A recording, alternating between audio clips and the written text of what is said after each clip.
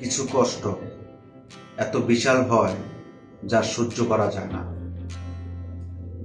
কিছু ব্যথা এত অসীম হয় যাকে ধারণ করা যায় না।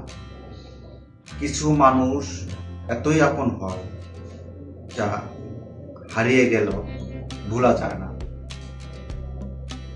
পৃথিবীর সবচেয়ে বড় অসহায় সেই ব্যক্তি যে নিজের রাগ, অভিমান, কষ্ট কাউকে দেখাতে পারে না।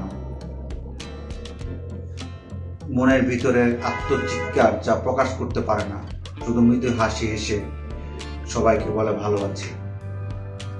আসলে সাইকোলজি বলে, যদি আপনি কাউকে খুব বেশি মিস করেন কিন্তু তার সাথে কোনো যোগাযোগ না থাকে, কথা বলতে না পারেন, তাহলে এটার প্রভাব খুব খারাপভাবে শরীরের উপর পড়ে এবং এই মিস করার প্রবণতা থেকে মানসিকভাবে ক্ষতিগ্রস্ত হতে পারে।